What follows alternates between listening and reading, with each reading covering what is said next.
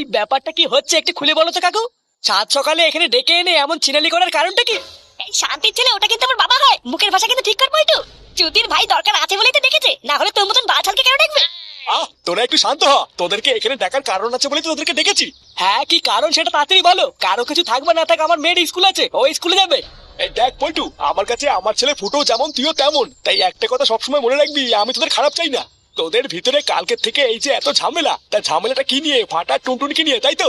আজকে আমি তোদেরকে এখানে ডেকেছি এই ঝামেলাটা সমাধান করতে। তোরা ফালতু ফালতু নিজেদের ভিতরে ঝামেলা করিস না। ফালতু ফালতু মানে বলতে কি চাইছো নাকি তুমি? পাড়া তোমার কপাল ভালো যে তোমার নাতি সেটা ভেঙে দেয়নি, ও এখন হেঁটে চলে বেড়াচ্ছে।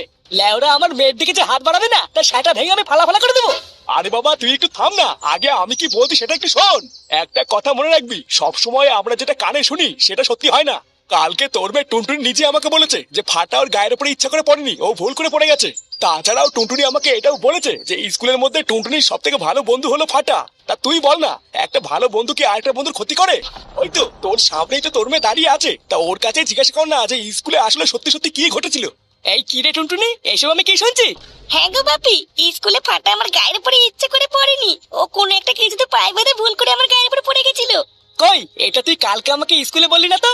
স্কুলে তোমার চেঁচামেচি শুনে আমি খুব ভয় পেয়ে গেছিলাম, তাই কিছু বলতে পারিনি ভয়ে। দেখলি তো, আসলে সত্যিটা যে কি হয়েছিল সেটা শুনলি? অনেক সময় কোনো কথা আমরা কানে শুনে ভাবি যে এটাই হয়তো সত্যি, কিন্তু চোখে দেখার দৃশ্যটা কিন্তু হয় অন্য। আমার বিশাল বড় ভুল হয়ে গেছে গো কাকু। সম্পূর্ণটা না জেনে আমার ফাটার উপরে ওইভাবে চিল্লানোটা একদম উচিত হয়নি। চোদনা, শুধু কি চিল্লিছিস নাকি? তোর জন্য আজকে আমার ছেলে 6 মাসের জন্য স্কুল যেতে পারবে না, ও সাসপেন্ড হয়ে গেছে। তুই রাগ করিস না ফুটো, আমি আজকে স্কুলে স্যারকে কি বলবো যাতে ফাটা কালকে থেকে স্কুল যেতে পারে। হ্যাঁ, কি বলছিস? এই সত্যি আমার ছেলে আবার কালকে থেকে স্কুল যাবে? ব্যাস, এবার সব মিটমাট হয়ে গেল।